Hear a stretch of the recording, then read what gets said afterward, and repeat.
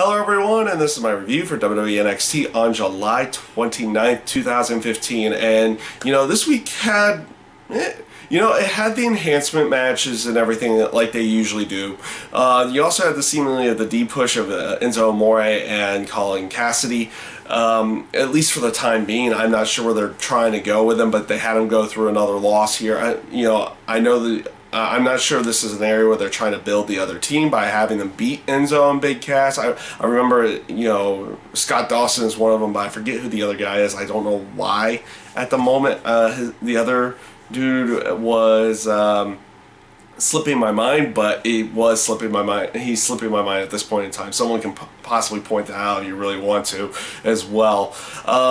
You also had an enhancement match with Jason Jordan and Chris Gable out there to make sure that, to continue building this team that they've been building over the last couple weeks. They also delivered a pretty decent promo backstage, so nothing too bad there, but nothing really new for them as well. You also had the setup a final promo going into a match with Dana Brooke and Charlotte. They've been building this one up over the past couple months with them having a potential one-on-one match. You had the tag team match with Emma and Dana Brooke and Charlotte and Bayley at the last NXT takeover. Now you're finally getting that one-on-one. Dana Brooke's been cutting the promos against Charlotte this entire time.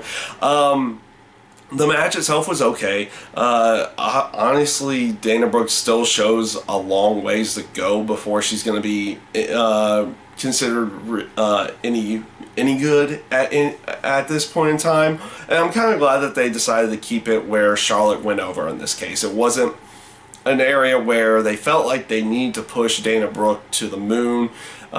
She's still got a ways to go and time to do that. So she'll get pushed at some point. It's just going to be a matter of who actually puts her over at that point in time.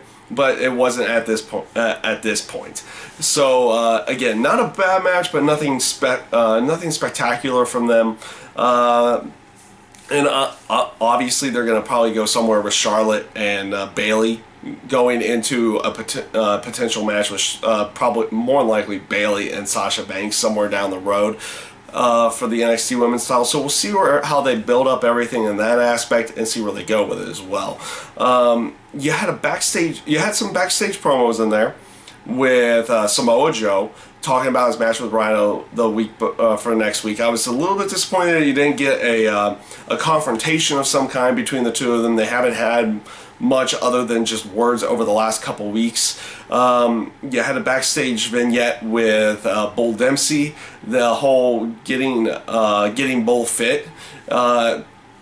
Promos are kind of starting up and everything. They're still going on that. We'll see where they continue on with that as well. If they do more of those, or if it's where they actually go with that storyline.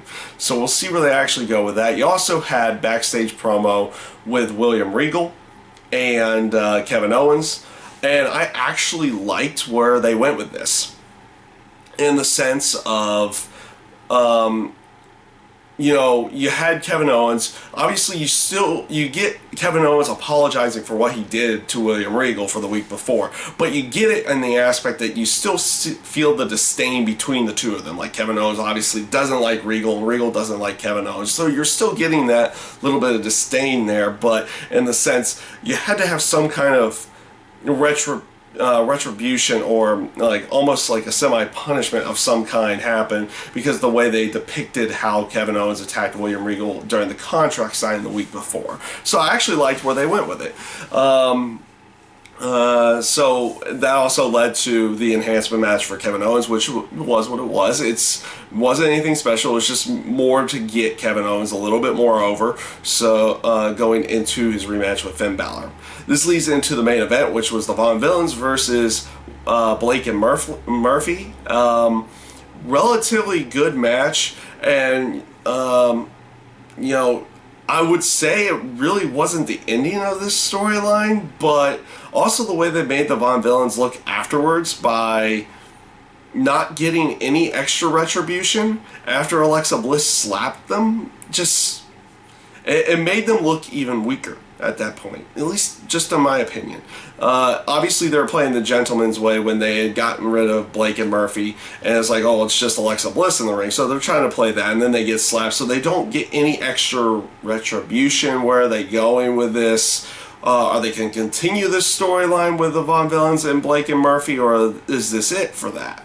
So we'll see where everything goes there. I didn't necessarily like how they ended everything with that one. I was okay with the factor of the ending of the match. It was just more, okay, shouldn't they get something a little bit more here? And maybe they will in the upcoming weeks, so they're continuing on with the storyline, or maybe next week or something in that sense. So we'll see where they go with it. I just didn't necessarily like how they ended things this week with that particular storyline. So overall, I felt NXT was relatively good. There are a little bit of disappointments and small little snippets in there, but in the terms of in-ring action, everything was fine. They're still good with everything they were going with. I like the aspects that they went with, keeping Charlotte going over Dana Brooke, because Dana Brooke's not really ready for a bigger feud, a feud for the title or anything like that, and her getting pushed over Charlotte would probably lead into a title match. So I'm glad that was the area that they went, so Dana Brooke can actually continue working on everything and get better and better and better, and when she does get that time, it's going to be really good. So we'll see where they go with all that. Obviously, they were setting up with the next week, especially with Rhino and Samoa Joe. Baron Corbin, of course, had another match, so you don't really have much of anything with him at the moment. Well, I'm expecting to see something with Baron Corbin in the terms of a storyline coming into probably next week or something like that. So we'll see where they go with that. Go with him as well. So that is my review for WWE NXT, and I thank you guys for watching.